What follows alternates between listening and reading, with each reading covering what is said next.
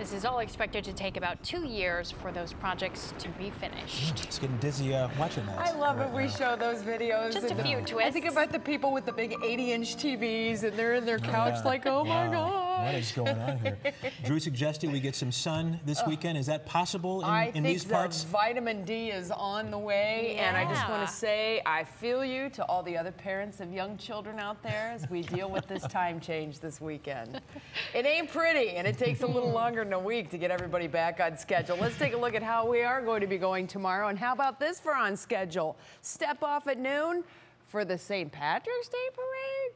Yes, in Akron, they're celebrating early. It's a week's worth of St. Patrick's Day.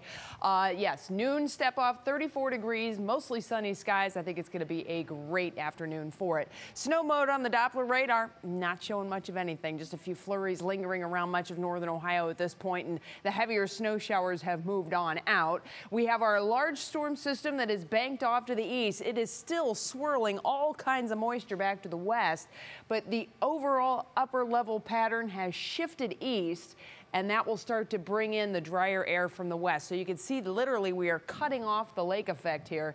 That dry air not allowing as much, or at least the dry air is able to overcome the moisture that's being pulled into the atmosphere. But for the most part, it's just going to be kind of nice for the next couple days. We'll have some clouds passing through.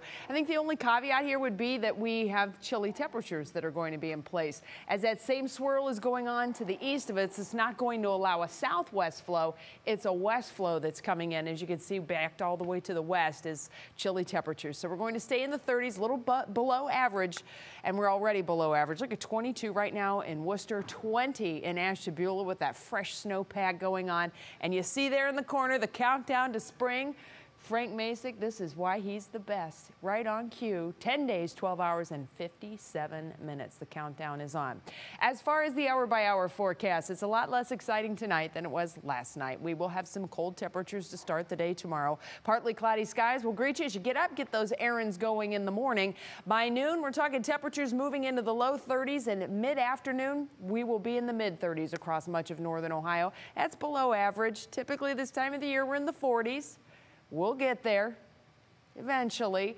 But as far as Saturday evening goes, it's still going to be rather chilly if you're out and about on the town. Now, overnight into Sunday, it's more of the same. Partly cloudy to mostly clear skies will continue for us. Matter of fact, we may back more of the cloud cover out. We'll have a little bonus addition of some heat coming in, but it's not a whole lot. I think temperatures by afternoon on Sunday will be peaking in the upper 30s to near 40.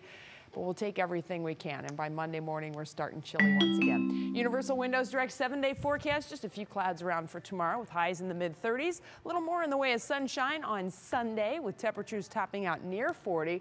We're going to hold on to the 30s early next week. We have an upper-level storm system that will pass through. A lot of times that will bring in some cooler air. It's also going to stir up a few snow showers. Not expecting anything major at this point. But once that one moves out, then we're talking mostly sunny, 45 on Thursday, and there's the sun with 57 on Friday. I have two little girls that are very excited about prospects of more park time. They're really enjoying the parks and getting outside. Even early in the a.m. Yes, well, we are so excited about the time change. And do you guys get up early on Sunday morning and change the clocks at 2 a.m., or do you do it the night before? What do you guys do? My clocks are already changed. I just let them happen automatically and then realize like 3 days later that the stove or the microwave is still off or whatever, you know? There you go. Almost got them, folks. Didn't work. So confused.